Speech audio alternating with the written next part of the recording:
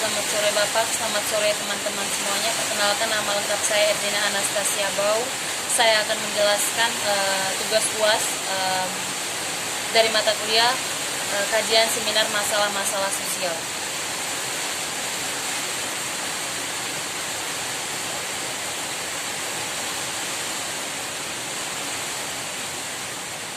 Slide pertama itu tentang perkawinan.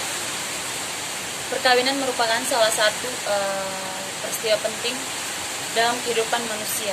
Perkawinan yang terjadi antara seorang pria dengan seorang wanita menimbulkan akibat lahir maupun batin, baik terhadap keluarga masing-masing, masyarakat, dan juga dengan harta kekayaan yang diperoleh di antara mereka, baik sebelum maupun selamanya perkawinan berlangsung. Setiap makhluk hidup memiliki hak asasi yang melanjutkan keturunannya melalui perkawinan, yakni melalui budaya dalam melaksanakan suatu perkawinan yang dilakukan di Indonesia. Setiap orang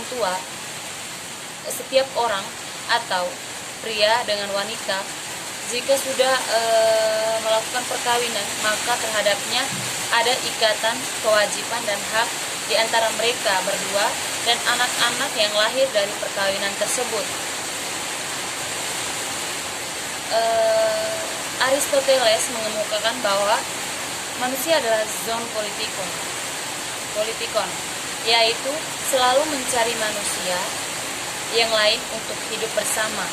Hidup bersama merupakan suatu gejala yang biasa bagi seorang manusia, dan hanya manusia-manusia yang memiliki kelainan-kelainan sajalah yang mampu hidup mengasingkan diri dari orang lain. Sudah menjadi kodrat alam bahwa dua orang manusia dengan jenis kelamin yang berbeda-beda,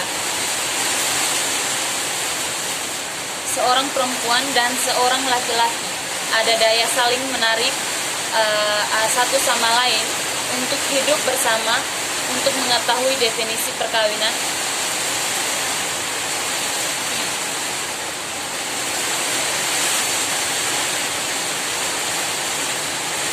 slide yang kedua, perkawinan menurut undang-undang. Slide yang kedua, perkawinan menurut undang-undang. Menurut Undang-Undang Nomor 1 Tahun 1974 tentang perkawinan, bukan hanya merupakan suatu perbuatan perdata saja, akan tetapi merupakan suatu perbuatan keagamaan.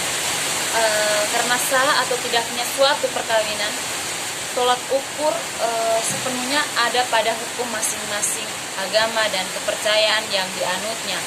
Berdasarkan pasal 1 Undang-Undang Nomor 1 1974 tentang perkawinan, perkawinan adalah ikatan lahir dan batin antara seorang pria dan seorang wanita sebagai suami istri dengan tujuan membentuk keluarga atau rumah tangga yang bahagia dan kekal berdasarkan ketuhanan yang Maha Esa.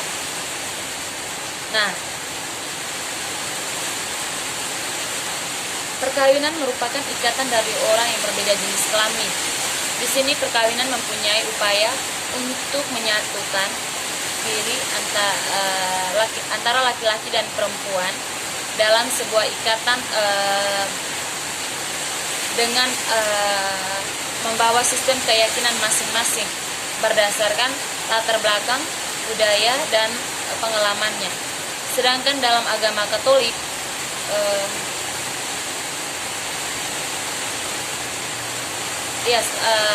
slide berikutnya itu perkawinan menurut agama Katolik.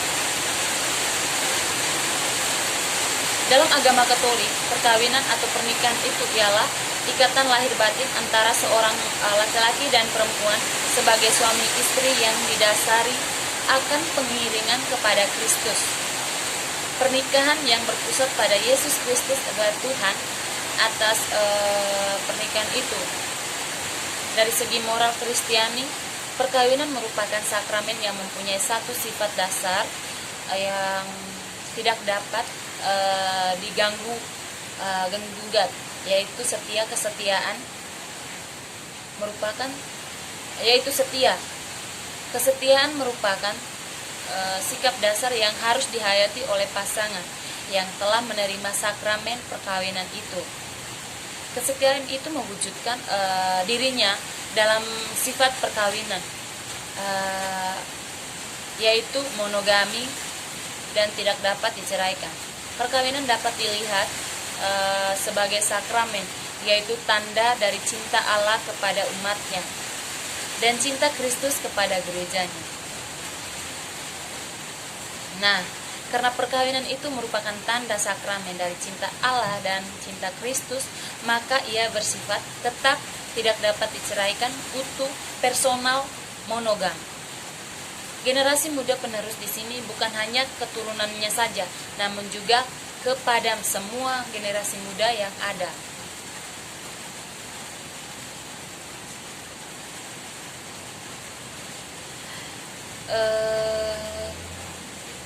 Sepasang suami istri bertugas untuk membantu tugas bangsa dan gereja dalam hal pendidikan mengenai kehidupan anak muda. Pendidikan dalam keluarga ini adalah sangat penting. Awal dari sosialisasi ilmu pengetahuan dan pengalaman dimulai dari keluarga. Di dalam keluarga itulah etika, sopan santun, tata krama, pengertian, dan cinta kasih mulai diajarkan sebagai awal dari sebuah proses pendidikan. Maka gereja menekankan kepada suami istri untuk senantiasa merawat dan menjaga keluarga dengan penuh cinta kasih. Sering-sering kita dengar ada ucapan, jadikan keluarga ini seperti keluarga kecil di Nazaret.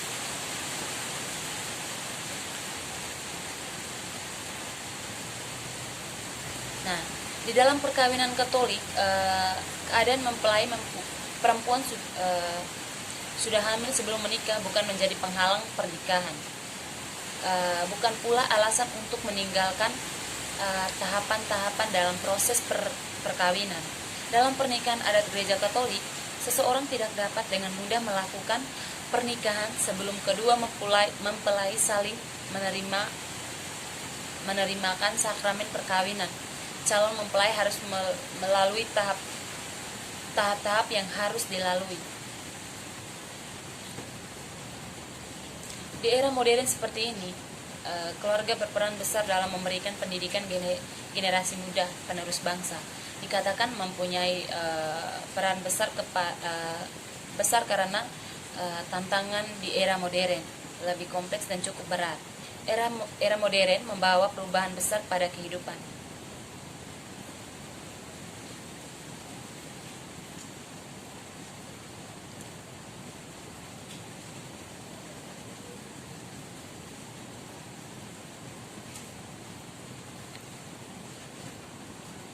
Slide yang berikut adalah perkawinan jujur. Perkawinan jujur yaitu perkawinan yang dilakukan dengan pembayaran uang jujur atau mahar dari pihak pria kepada pihak wanita. Salah satu bentuk perkawinan jujur adalah perkawinan ganti pria atau perkawinan ganti tikar. Nah, perkawinan ganti tikar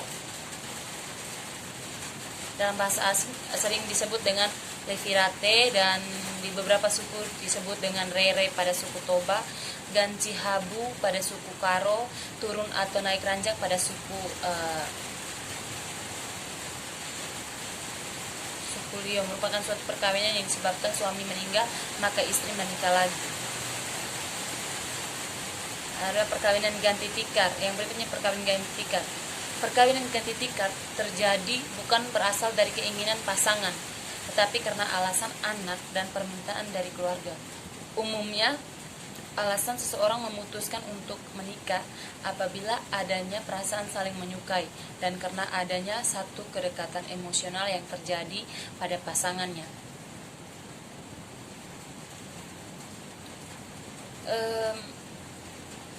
Hal ini sesuai dengan yang diungkapkan oleh Schneider dalam Wahyuningsih 2002 yang menjelaskan motivasi seseorang dalam melakukan perkawinan karena perasaan cinta yang mendalam sehingga lebih memudahkan pasangan dalam melakukan penyesuaian perkawinan.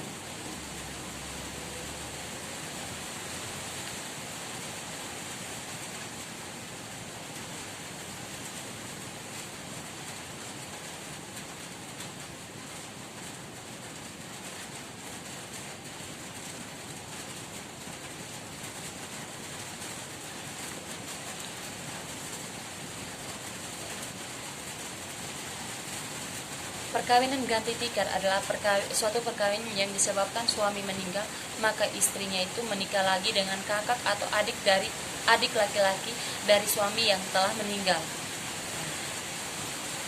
Ada beberapa alasan yang mendasari terjadinya perkawinan ganti tikar, yaitu agar suami pengganti dapat memberikan keturunan untuk penerusan keluarga, dan apabila sudah memiliki keturunan agar anak atau kemanakan dapat diurus dan dipelihara dengan baik.